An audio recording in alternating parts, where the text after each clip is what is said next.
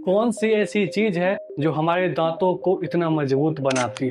क्या आप नहीं जानना चाहते हमारे दांत कितने प्रकार के होते हैं? हम सबको पता है हमारे कुछ दांत दूध के दांत होते हैं, यानी कि टेम्पोररी दांत होते हैं, यानी कि इनका दोबारा जन्म होता है।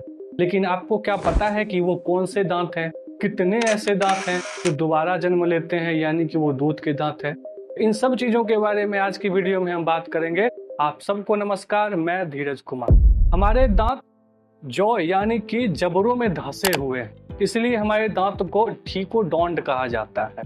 जॉ यानी कि हड्डी होती है, ये ऊपर वाले को मैक्सिला बोलते हैं। ये दो हड्डी होती है, आपस में फ्यूज कर जाती है, और नीचे वाले को मैंडिबल बोलते हैं। इसी बोन में सॉकेट होता है और इसी सॉकेट में धंसा होता है हमारा दांत। अगर हम इसके स्ट्रक्चर की बात करें तो ऊपर वाला जो दिखाई देता है उसको क्राउन बोलते हैं, फिर नेक होता है, और नीचे जो धंसा होता है, एम्बेडेड होता है, उसको रूट बोलते हैं। ये जो ऊपर वाला क्राउन पार्ट होता है, इसमें जो लेयर होता है उसको इनामल बोलते हैं।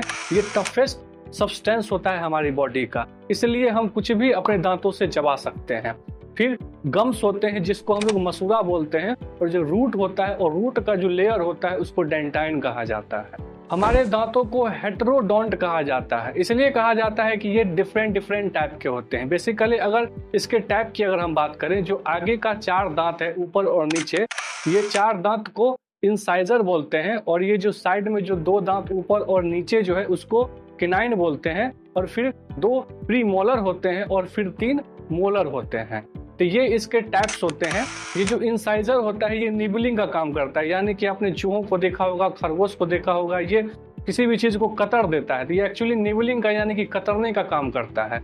और फिर ये जो केनाइन होता है, ये मांसाहारी जानवर जैसे कुत्ता हो गया, शेर हो गया, इनके ये काफी टफ होते हैं, काफी खतरनाक होते हैं, जिससे वो अपना शिकार कर पाते हैं। इसकी संख्या 4 हो गई, 2 ऊपर और 2 नीचे। अगर हम फिर बात करें प्री मोलर की, तो प्री मोलर 2 होता है दोनों साइड से, और फिर 2 होते हैं नीचे साइड से, ये टोटल 8 हो जाते हैं। और फिर जो 3-3 के पेयर में ऊपर और नीचे दोनों होते हैं उसको मोलर कहा जाता है। उससे बेसिकली ग्राइंडिंग किया जाता है, जिससे हम अपने खाना को अच्छी तरह से मिक्स करते हैं, उसमें सलाइवा मिलाते हैं ताकि वो अच्छे से निगल सके हम लोग। 20 ऐसे दांत हैं जो दोबारा जन्म लेते हैं, इसलिए इसको डाइफायोडोंट भी कहा जाता है।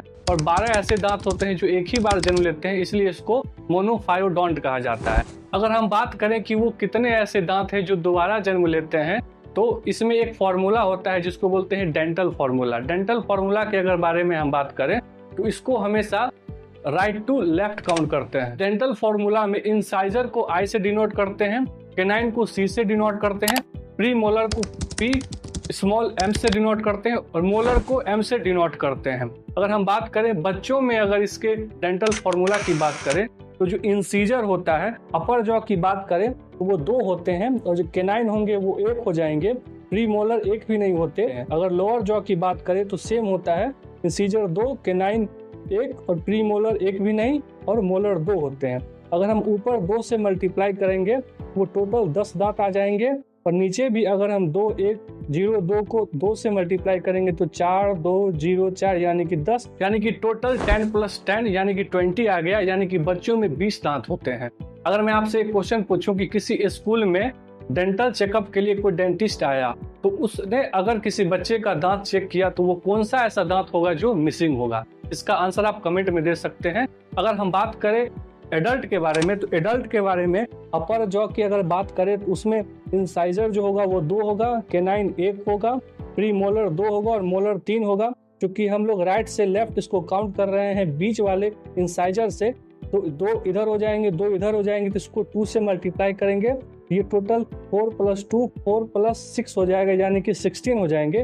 और ठीक ऐसे ही हम लोग अगर लोअर जॉ में बात करें तो 2 + 1 + 2 + 3, और इस सबको 2 से मल्टीप्लाई करेंगे तो 4 + 2 + 4 + 6 यानी कि 16, यानी कि अगर हम टोटल अगर जोड़ेंगे इसको 16 + 16 तो 32। अगर मैं आपको फिर से इसको समराइज करके बताऊं कि वो कौन से दांत है जो दोबारा जन्म लेते हैं, तो मैं आपको फिर से वो डाटा की तरफ ले जाता हूँ। यानी कि 8 इंसाइजर जो होते हैं वो दोबारा जन्म लेते हैं, 4 केनाइन दोबारा जन्म लेते हैं, प्री मोलर तो होता ही नहीं है, और 8 जो होता है वो मोलर दोबारा जन्म लेते हैं। यानी कि 8 + 4 + 8 = 20।